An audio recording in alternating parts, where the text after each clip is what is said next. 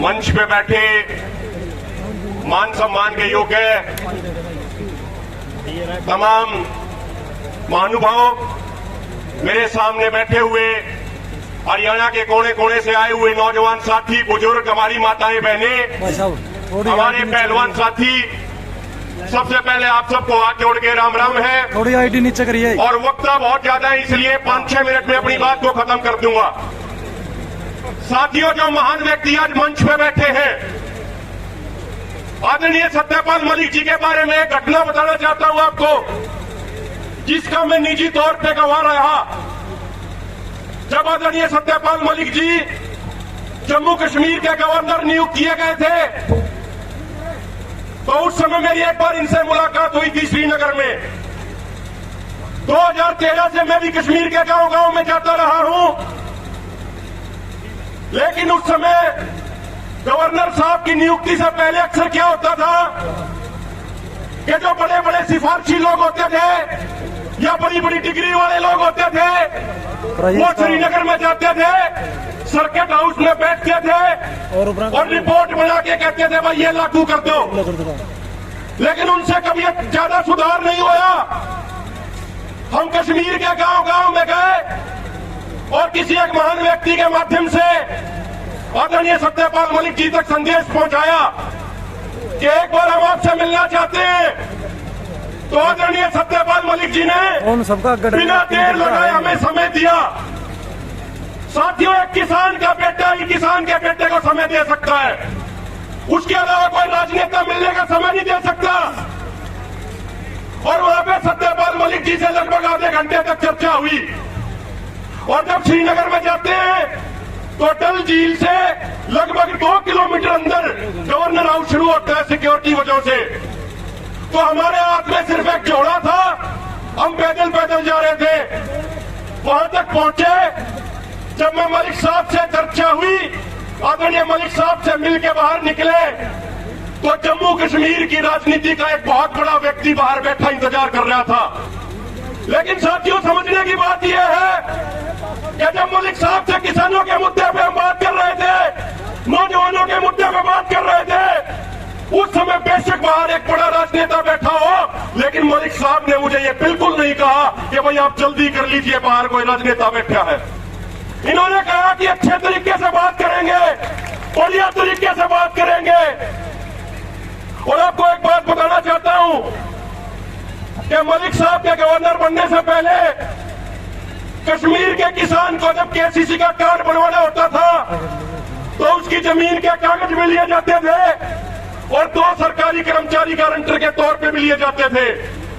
बल्कि भारत के दूसरी तरफ अन्य राज्यों में सिर्फ जमीन के कागज देते ही केसीसी बन जाता था।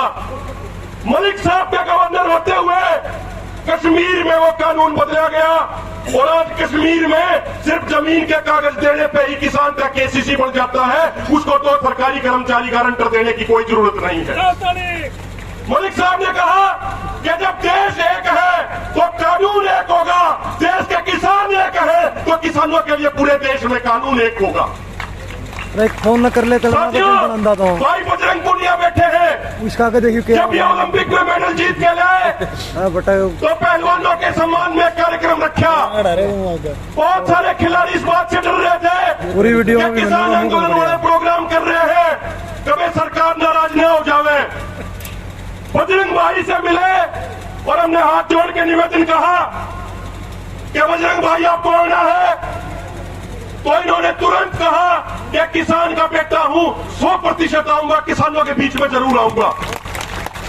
एक अंतिम बात ये कहना चाहता हूं साथियों, चौधरी चरण सिंह एक बात कहते थे कि किसान समाज 5.5 साल तो किसान बन के आंदोलन लड़ता है, लेकिन चुनाव के वक्त 2.5 महीने ये भूल जाता है कि मैं किसान हूं और मेरे किसानी के मुद्दे क्या है। ये धर्म के नाम पे बढ़ जाता है, जाति के नाम पे बढ़ जाता है। तो आपसे एक हाथ जोड़ के निवेदन है साथियों, चौधरी चरण सिंह की इस बात से सीख लो और 2024 में वोट डालते समय इस बात का ध्यान रखना कि सत्ता में जो आज लोग बैठे हैं ये वो लोग हैं जिनके कारण हमारे 750 किसान शहीद हो गए। वो किसान भी किसी के बेटे थे, किसी के बाप थे, किसी की मां थी, किसी के भाई थे, किसी के बहन थे। हमारी और आपकी अगली पीढ़ी के लिए कुर्बानी दे के गए। 2024 में वोट डालते समय ये याद रखना कि जिन पहलवानों ने देश का मान सम्मान बढ़ाया, उन पहलवानों को सत्ता में बैठे तानाशाहों ने महीनों तक सड़क पे बैठने को मजबूर कर दिया। इस बात को याद रखना कि 2019 में जब हमारे 40 जवान शहीद हो गए तो सत्ता में बैठे हुए लोगों ने शहीद जवानों की नाम पर वोट मांगे और सत्ता में आए।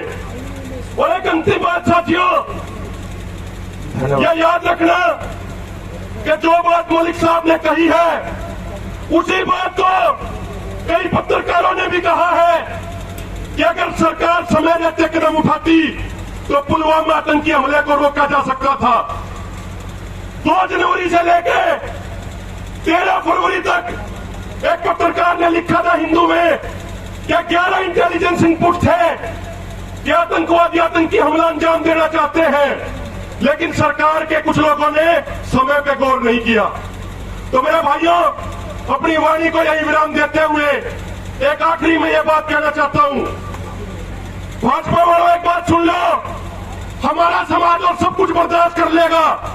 कोई हमारा गाड़ी घर छीन ले हम बर्दाश्त कर लेंगे, कोई हमारी प्रॉपर्टी छीन ले हम बर्दाश्त कर लेंगे, लेकिन यदि कोई हमारी मां बहन बेटियों की इज्जत के साथ खिलवाड़ करेगा तो वो बात कतई बर्दाश्त नहीं करी जाएगी, चाहे उसके लिए कोई भी कुर्बानी देनी पड़े। बहुत बहुत धन्यवाद, पूरी खटखट टोल कमेटी का बहुत बहुत धन्यवाद जो हमें समय दिया।